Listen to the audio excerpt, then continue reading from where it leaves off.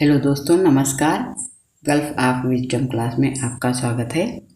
आइए बौद्ध धर्म से क्वेश्चन है, देखते हैं। निम्नलिखित में से किस राजवंश के अभिलेख से इस परंपरा का समर्थन होता है कि लुम्बिनी शाक्यमुनि बुद्ध का जन्म कहाँ हुआ था? मौर्य वंश में, शुंग वंश में, सातवाहन वंश में या कुषाण वंश से जानकारी मिलती है? तो सही आंसर हो जाएगा मौर्य वंश से जानकारी मिलती है। मौर्य वंशीय शासक अशोक के रुमंदेही अभिलेख से सूचना मिलती है कि शाक्यमुनि बुद्ध का जन्म लुम्बिनी में हुआ था। इस अभिलेख के अनुसार अशोक राज्याभिषेक के 20 वर्ष बाद यहाँ आया था और उसने उस स्थान की पूजा की थी जहाँ शाक्यमुनि बुद्ध का जन्म हुआ था। साथ ही इस अभिलेख में लुम्बिनी के बुद्ध का जन्म स्थल होने के कारण इसे छूट प्रदान करने की घोषणा का भी उल्लेख मिलता है। निम्नलिखित में से कौन एक अशोक का अभिलेख इस परंपरा की पुष्टि करता है कि गौतम बुद्ध का जन्म लुम्बिनी में हुआ था? बसाड़ स्तंभ अभिलेख, निगाली सागर स्तंभ अभिलेख, रामपुरवा स्तंभ अभिलेख या रुमंदेही स्तंभ अभिलेख? तो टी ऑप्शन सही हो जाएगा। रुमंदेही स्तंभ अभिलेख से जानकारी मिलती है। निम्नलिखित में से किस राजा के एक अभिलेख से सूचना मिलती है कि शाक्यमुनि बुद्ध का जन्म लुम्बिनी में हुआ था? अशोक, कनिष्क, हर्ष या धर्मपाल? तो अशोक के अभिलेख से जानकारी मिलती है। ये क्वेश्चन पीसीएस मेंस 2011 में, पीसीएस मेंस 2007 में और 2004 में पूछा गया था।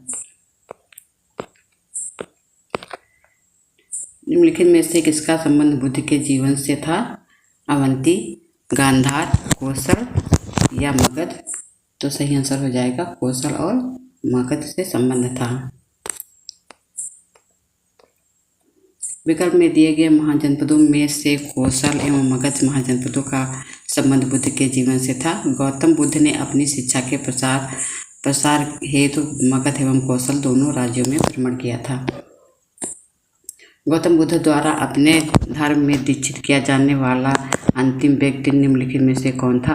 आनंद, सारिपुत्र, मोदगलायन या सुभद्र? तो सुभद्र सही है। अगला क्वेश्चन। अपने जीवन के अंतिम वर्ष में गौतम बुद्ध अपने शिष्य चुंद के यहाँ पावा पहुँचे थे। यहाँ शुकर माधव भोज सामग्री खाने से वे अतिसार रोग से पीड़ित हो गए थे।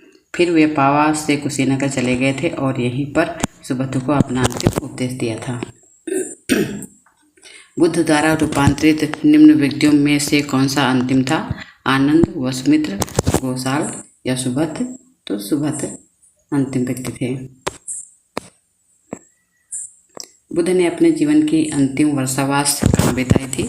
श्रावस्ती में, वैशाली में, कुशीनगर में या सारनाथ में? तो अंतिम वर्षावास वैशाली में बिताई थी। बुद्ध ने अपना पहला उपदेश कहाँ पे दिया था? काशी में, सारनाथ में, कुशीनगर या बोधगया में? तो सारनाथ में पहला उपदेश दिया था गौतम बुद्ध ने। सारनाथ में अपना प्रथम प्रवचन किसने दिया था? महावीर ने, शंकराचार्य ने, महात्मा बुद्ध ने या गुरु नानक ने? तो महात्मा बुद्ध ने अपना प्रथम प्रवचन दिया था। गौतम बुद्ध अपना प्रथम उपदेश कहाँ दिए थे? वैशाली, कौशाम्बी, सारनाथ या पावापुरी? तो सारनाथ में अपना प्रथम उपदेश दिया था। ग्रंथों में उल्लिखित धर्मचक्र प्रवर्तन क्या है? उनका बुद्ध का दर्शन, सारनाथ में दिया गया उनका प्रथम उपदेश, उनके धार्मिक आदर्श या बौद्ध अनुष्ठान? तो बी ऑप्शन सही हो जाएगा। सारनाथ में दिया गया उनका प्रथम उपदेश था। धर्मचक्र प्रवर्तन किया गया था सांची में, श्रावस्ती में, सारनाथ में या वैशाली में? तो सारनाथ में धर्मचक्र प्रवर्तन बुद्ध द्वारा किया गया था। बुद्ध ने सर्वाधिक उपदेश कहाँ दिए थे? वैशाली में, श्रावस्ती में, कौशाम्बी में या राजगृह में? तो श्रावस्ती में सर्वाधिक उपदेश महात्मा बुद्ध ने दिए थे। भगवान बुद्ध के महापरिनिर्वाण के बाद पहली बौद्ध संगीत हुई थी कहाँ हुई थी? राजगृह, राजगीर में, गया में, पाटलिपुत्र में या वैशाली में? तो राजगृह या राजगीर में पहली बौद्ध संगीत हुई थी। कश्मीर के कनिष्क के शासन काल में जो बौद्ध संगीत आयोजित हुई थी उसकी अध्यक्षता निम्नलिखित में से किसने की थी? पाशु ने, नागार्जुन ने, शूद्रक ने या वसुमित्र ने? तो वसुमित्र ने चौथी बौद्ध संगीत की अध्यक्षता की थी। बौद्ध धर्म की चतुर्थ संगीत कुषाण शासक कनिष्क के राज्यकाल में कश्मीर के कुंडलवन में हुई थी। इसकी अध्यक्षता वसुमित्र ने की थी तथा अश्वमेध इसके उपाध्यक्ष बने थे। इस सभा में महासांघिकों का वर्चस्व था। यहाँ बौद्ध ग्रंथों के कठिन अंशों पर सम्यक विचार किया गया था तथा प्रत्येक पिटक पर भाष्य लिखकर उन्हें विभाषा शास्त्र नामक टीकाओं में संकलित कर दिया गया था। इसी समय बौद्ध धर्म हीनयान और महायान नामक दो स्पष्ट संप्रदायों में विभक्त हो गया था। बौद्ध धर्म की महायान शाखा औपचारिक रूप से किसके शासनकाल में प्रकट हुई थी? अजातशत्रु, अशोक, धर्मपाल या कनिष्क? तो कनिष्क के समय में शाखा विभाजित हुई थी। कनिष्क के शासनकाल में बौद्ध सभा किस नगर में आयोजित की गई थी? मगध में, पाटलिपुत्र में, कश्मीर में या राजगृह में? तो सी ऑप्शन सही हो जाएगा, कश्मीर में कनिष्क के समय में बौद्ध संगीत हुई थी। निम्नलिखित में से चार स्थानों में से बौद्ध संगीतियों का सही कालक्रम क्या है?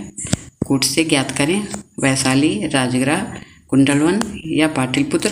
तो सही ऑप्शन हो जाएगा, दो ऑप्शन पहले होगा राजगृह, वैशाली, पाटलिपुत्र, फिर कुंडलवन, ये सही हो जाएगा। प्रथम बौद्ध संगीत बुद्ध की मृत्यु के तत्काल बाद मगध नरेश अजातशत्रु के कार्यकाल में राजगृह अथवा राजगीर स्थित सतपर्णी गुफा में संपन्न हुई थी। द्वितीय बौद्ध संगीत का आयोजन कालाशोक के शासनकाल में बुद्ध की मृत्यु के 100 वर्ष बाद वैशाली में किया गया था। तृतीय बौद्ध संगीत मौर्य सम्राट अशोक के शासनकाल में पाटलिपुत्र में हुई थी। मुगल पुत्ती इसके अध्यक्ष थे। चतुर्थ बौद्ध संगीत कनिष्क के शासनकाल में हुई थी। कुंडलवन कश्मीर में संपन्न हुई थी। इसकी अध्यक्षता वसुमित्र एवं उपाध्यक्ष अश्वघोष ने किया था। द्वितीय बौद्ध संगीत का आयोजन कहाँ हुआ था? राजगृह, वैशाली, पाटलिपुत्र या काशी में? तो द्वितीय बौद्ध संगीत का आयोजन वैशाली में हुआ था। तृतीय बौद्ध सभा किस स्थान पर बुलाई गई थी? तक्षशिला, सारनाथ, बोधगया या पाटलिपुत्र? तो तृतीय बौद्ध संगीत पाटलिपुत्र में हुई थी। प्रथम बौद्ध संगीत का आयोजन कहाँ हुआ था? अनिरुद्ध के शासनकाल में, अजातशत्रु के शासनकाल में, बिम्बिसार के शासनकाल में या उदयभद्र के शासनकाल में? तो प्रथम बौद्ध संगीत अजातशत्रु के शासनकाल में हुई थी। निम्नलिखित में से किस नगर में बौद्ध सभा का आयोजन किया गया था? प्रथम बौद्ध सभा का आयोजन राजगीर में किया गया था। सूचियों को सूची 2 से सम्मिलित कीजिए तथा सूचियों के नीचे दिए गए कूट से सही उत्तर का चयन कीजिए। जन्म, बोधवृक्ष, प्रथम प्रवचन, धर्मचक्र प्रवर्तन, महाबोध, घोड़ा, त्याग, कमल? तो इसका सही आंसर होगा ए। जन्म इनका था, इनका जन्म कमल से संबंधित है। प्रथम प्रवचन धर्मचक्र प्रवर्तन से संबंधित है। महाबोधि बोधवृक्ष से संबंधित है और त्याग घोड़े से संबंधित है।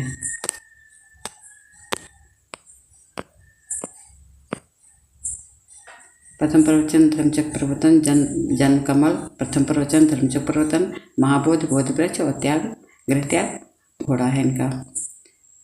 करमापा लामा तिब्बत के बुद्ध संप्रदाय के किस वर्ग का है? येलुगपा, कयुंगपा, सायकपा या लिंगमापा? तो बी आंसर सही हो जाएगा, बी ऑप्शन कयुंगपा। महात्मा बुद्ध के संबंध में निम्नलिखित कथनों में से कौन सा सही है? उनका जन्म लुम्बिनी में हुआ था।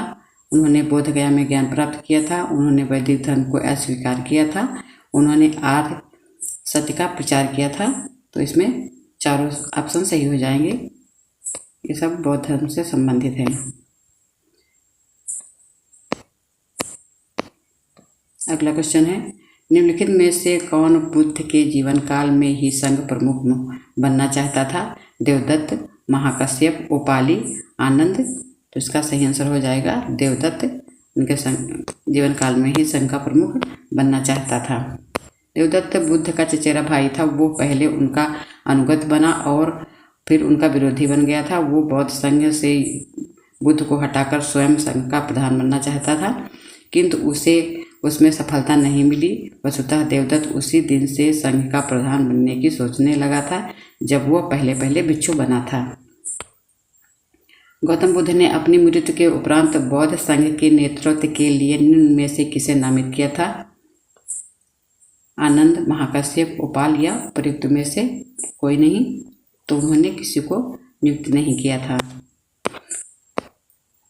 कुशीनारा के मल्लों के सालवन में विश्राम के दौरान अपनी मृत्यु से पूर्व बुद्ध ने भिक्षु को निकट बुलाकर धर्मोपदेश दिया था। आनंद, शायद तुम ऐसा सोचो कि हमारे शास्त्र चले गए, अब हमारा शास्त्र नहीं है।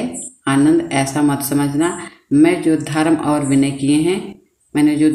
विनय किए हैं मेरे बाद वे ही तुम्हारे शास्त्र होंगे। इस प्रकार स्पष्ट है कि बुद्ध ने अपनी मृत्यु के उपरांत बौद्ध संघ के नेतृत्व के लिए किसी को नामित नहीं किया था, बल्कि अपने उपदेश, धर्म एवं विनय को ही मार्गदर्शक बताया था। अष्टांगिक मार्ग की संकल्पना का अंग क्या है? दीपवंश की विषय वस्तु, दिव्यावदान की विषय वस्तु, महापरिनिब्बाण की विषय वस्तु या धर्मचक्र सूत्र की विषय वस्तु। तो डी ऑप्शन सही हो जाएगा, धर्मचक्र प्रवर्तन सूत्र की विषय वस्तु। गौतम बुद्ध ने चतुर्थ आर्य सत्य में दुख निरोध का उपाय बताया है। इसे दुख निरोध गामिनी प्रतिपदा कहा है। इसे मध्यमा प्रतिपदा या मध्यम मार्ग भी कहते हैं। इस मध्यमा प्रतिपदा में 8 सोपान हैं, इसलिए इसे अष्टांगिक मार्ग भी कहते हैं। ये 8 सोपान हैं: सम्यक दृष्टि, सम्यक संकल्प, सम्यक वाक, सम्यक कर्मान, सम्यक आजीव, सम्यक व्यायाम, सम्यक स्मृति एवं सम्यक समाधि। अष्टांगिक मार्ग धर्मचक्र प्रवर्तन सूत्र की विषय वस्तु का अंग है। त्रिपिटक किसकी धार्मिक पुस्तक है? जैन की, हिंदू की, पारसी की या बौद्ध की? तो त्रिपिटक बौद्ध धर्म की पुस्तक है। त्रिपिटक निम्नलिखित में से किससे संबंधित है? तो ये बौद्धों से संबंधित है। निम्नलिखित में से किस बौद्ध ग्रंथ में संघ जीवन के नियम प्राप्त होते हैं? दीघ निकाय, विनय पिटक, अभिधम पिटक या विभाषा शास्त्र? तो विनय पिटक में जीवन के नियम हैं। यमक बुद्ध पिटक से संबंधित है। सुत्त पिटक, विनय पिटक, अभिधम पिटक? तो सही आंसर हो जाएगा अभिधम पिटक। अभिधम पिटक में दार्शनिक सिद्धांतों का संग्रह मिलता है। यह प्रश्नोत्तर के रूप में है। अभिधम के अंतर्गत 7 ग्रंथ सम्मिलित हैं: धम्मसंगणि, विभंग, धातु कथा, युगल पंचति, कथावत्थु, यमक तथा पट्टान शामिल हैं इसमें। निम्न में से किस बौद्ध साहित्य में महात्मा बुद्ध के नैतिक एवं सिद्धांत संबंधित प्रवचन संकलित हैं? विनय पिटक, जातक कथाएं, अभिधम पिटक या सुत्त पिटक? तो ये सही आंसर हो जाएगा, डी ऑप्शन सही होगा, सुत्त पिटक।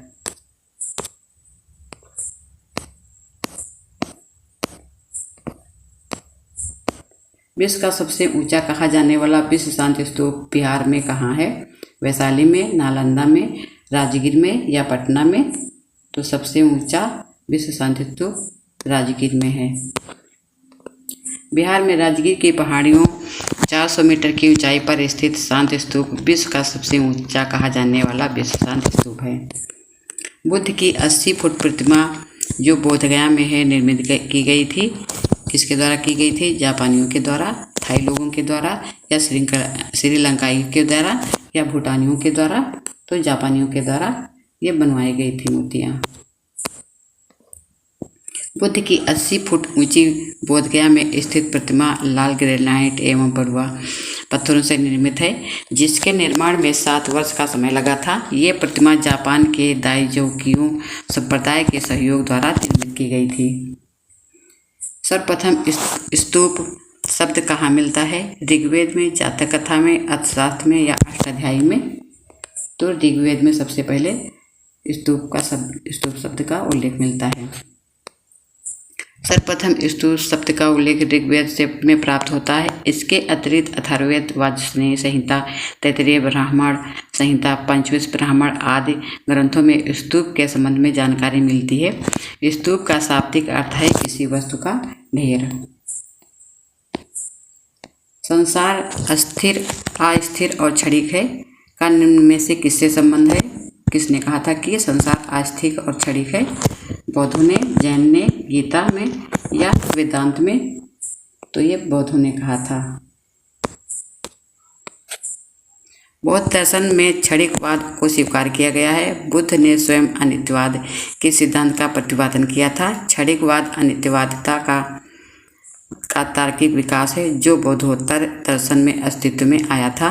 क्षणिकवाद के अनुसार विश्व की प्रत्येक वस्तु का अस्तित्व क्षण मात्र के लिए ही रहता है।